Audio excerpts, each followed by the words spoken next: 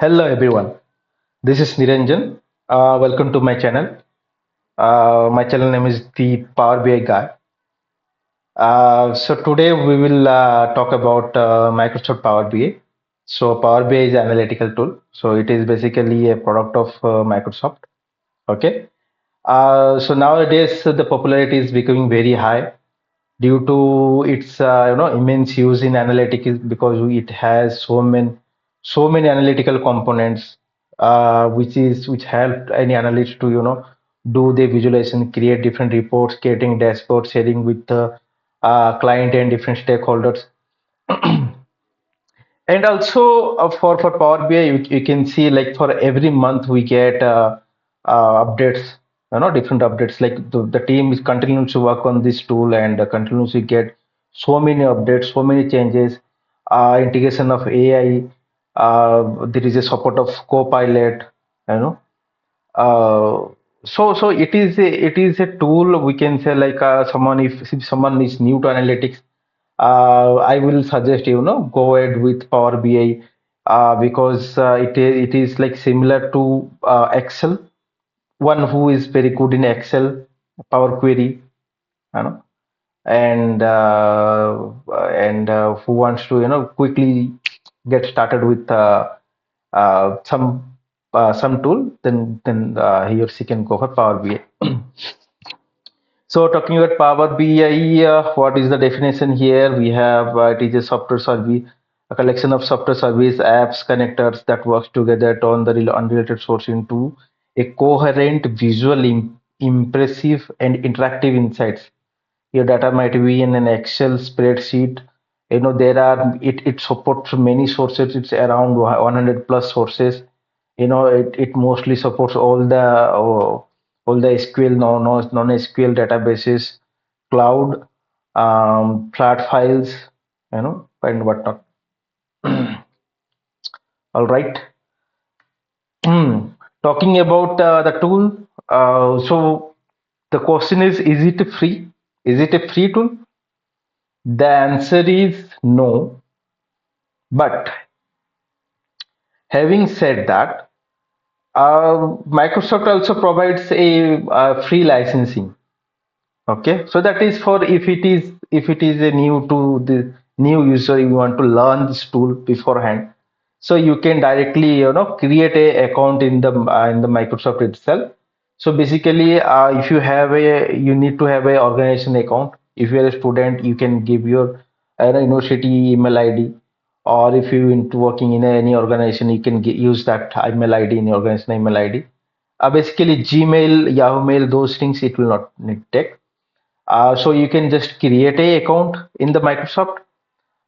Then you started, downloading the Power BI desktop version in your local machine, and you can, start exploring different dashboards. You can just import a small data set into your Power BI file, and start working with different visuals. Okay, creating, doing analysis using Power Query, then creating reports using Power Pivot.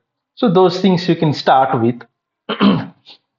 But talking about the licensing types, like if once it is for organizational use, okay, then there are three types of license that Power BI provides. I mean, broadly, I'm saying it is like Pro, then Premium per user, then Premium per capacity.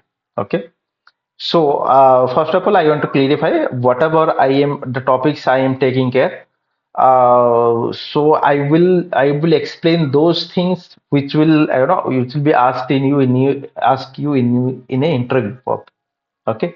So interview question perspective, I've been covering everything. So try to remember the points and whatever I'm covering. Try to grasp it and um, try to remember. So first is pro user, then premium per user, then premium per capacity. So pro and PPU, which is premium per user, those comes under user licensing, and premium per capacity comes under capacity licensing. What is the difference? I'll explain in the later. And also remember the symbols. Uh, so if you can see in the premium per user, there is a symbol, is diamond symbol, hexagonal diamond symbol, and with one user. So that is premium per user. And for premium per capacity, if you can see, it is like just a diamond symbol. Okay, that is these two things. Just is for users understanding. Basically, let me tell you, this licensing comes into picture when for a workspace. What happens basically? When a user creates an account, a workspace will assign to them. That is for free user, that is a default workspace. That is called my workspace, where the user can create reports and can upload their data set, their yes data set files, then their reports, then create dashboards and all for that for their workspace. Then the licensing comes into picture whenever you want to share your report with other team members or other stakeholders. Okay, so that in that case, pro or premium comes into picture. Point is clear. So now, so workspaces. So those are called app workspace or group workspace. Okay, why it is called app or group workspace, shared workspace? Because those workspace is created under pro or premium user. Okay, so if you can, so once you can see the workspace, you will able to see, because in the workspace there is, with the workspace there is a symbol, per symbol, the diamond or diamond with user symbol. If it is diamond with user symbol, you'll directly recognize it is a PPU workspace. If it is only diamond, it is a PPC workspace. Got my point? So that is the symbol. That is you're clear. Okay, so next comes this. Okay, so we understand that this premium or pro, premium per capacity, premium per user, basically this is referred to the workspace. So what I'll say, who can, so you can see the table here, who can view or access the workspace. Okay, so if it is a pro user, and if we create a workspace, only the pro user can have the access to view or access the content of the workspace. Am I clear? Pro user to pro user. Pro user workspace, free or premium user cannot see. Okay. See, pro user workspace can be able to see by the pro user or premium per capacity users. Okay. If it is premium per user, a pro user can see, a premium per capacity user can see. Okay. If it is a premium per capacity, then a premium per capacity user can able to see. Okay, this is the table you just need to remember. Okay, so now comes into thing. Okay, if you are giving pro user to pro license to all the users, let's say 5 users, and they created a workspace, that workspace they cannot share with any client or any stakeholder who has free user account, because pro user workspace can only be shared or can only be viewed by pro users only. Okay, got my point. That is the only thing here. Okay, next. So if it is a premium user, so premium, I'll only talk about premium user because premium per capacity is not a user base. It is a capacity base. Capacity based in the sense the organization will will access a capacity in the V core of Microsoft. So Microsoft, it has a background as a hardware it is working on. So they will provide some space based on like whatever space you want to buy. Based on that, you have to pay. Like if it is 100 GB or 100 TB, based on that they have to pay. That is only for capacity. Capacity means where the user create a workspace. Okay. So next, so whatever free user, so free user can able to see the premium workspace only if the admin of the workspace gives the viewer role. So for For any particular workspace, there are four kind of roles. That is a different thing. I'll tell you later. There is a admin, there is a contributor, there is a viewer. Okay. So if a admin gives the viewer role to the free user, then the free user can able to view the workspace. That is how a workspace can be shared with the free user. Clear? Thank you. Next. Okay. So now let's compare what we'll get. Okay. What we'll get. So pro, premium, premium per capacity. So pro user is per month, per user it is $10. It is around 750 rupees. Okay. So what is the limitation? This also a very important point need to remember the points I'm telling you. 1 GB data set. Data set means for particular workspace, we are basically picking data from the source.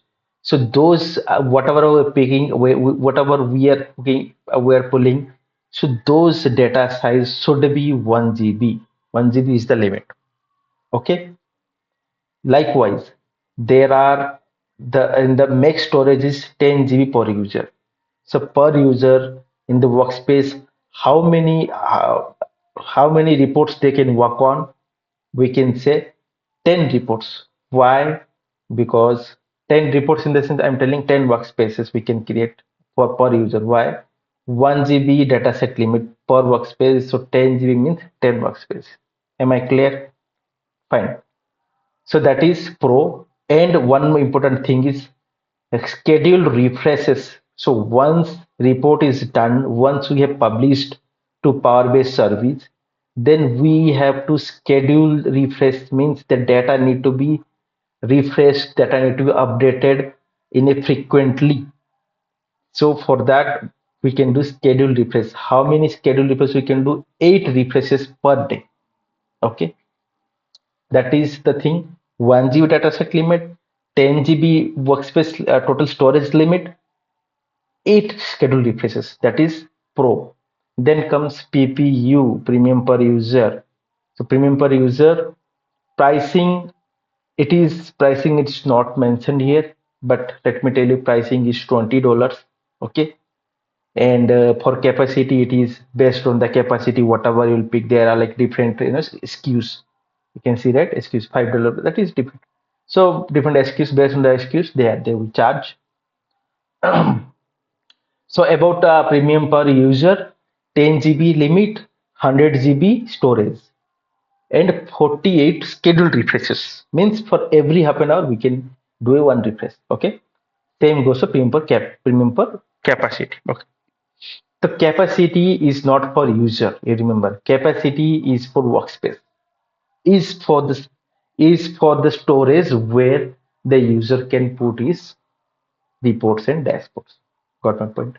Next, what else is there? Basically, we'll get all basic things in the Pro. That is clear. We have like 100 plus sources we can use. We can use implemented data refresh. Then, we can implement row level security. We can implement gateways. So those will come. Those will all come for all our three Pros, and we can also use all most of the Power BI services. Okay. Next comes for premium users, we can use paginated reports. Basically, paginated reports are some different concept I'll tell you later. That is mostly for creating readable reports for printing or sharing as a PDF version to the end user. So we can share paginated reports there. We can implement so many machine learning or AI features. Okay. Next, we can implement deployment pipeline, which is helpful for agile who are doing agile uh, project who will follow agile model in the project. It is advisable for implement deployment pipelines. Then auto refresh. So data flows is a very good concept. It is a creating data set in the cloud. So those things we can do with premium. So in premium basically we can use most robust components, robust features, which will be use it will be helpful when the data set is very large. Data set is very large. In that case, we have to go for premiums. Okay. And comes to premium per capacity, as I told you, the main thing is we have auto scale here. Like the if you, the user is using 200 GB or 200 GB data for for some data for some project, for some reporting, then later if if it is, if the size is increasing, then we have an option to auto scale. We basically will buy more capacity, then we have to pay more money. That is called auto scale. And we also have some other, sharing features, geo support features, that will also come into picture. So that is called premium per capacity. That is also clear. I hope this all slide is clear to you. We'll net proceed. Okay, so we are already end of the slides. I think we are done. So total overview, I'll again tell you. So we have the things to remember: free user 1 GB, 1 GB, that is just for practice purpose. We cannot use that for sharing our dashboards or reports. That is for no use. That's for only learning purpose. Next, come to Pro and Premium. Pro user 100 GB. Sorry, Pro user 1 GB, 1 GB workspace, 100 GB store, 10 GB storage. Got it? 8 refreshes. Okay. Total how many workspaces? 10 workspaces we can go for premium. 100 TB storage are 100 TB for capacity, 100 TB, but for per workspace, per report, it is 100 GB, 100 400 GB, and 48 refreshes. Okay, we got it. So in the conclusion, I would say, based on project requirement, based on based on the number of employees, number of people in your team. So based on that, we will calculate our costing, and based on requirement, we can go for any of these three. Okay, that's all. Uh, Thank you. If there is any questions, please put that in the comment box. I'll try to reply to all the comments. Thank you very much.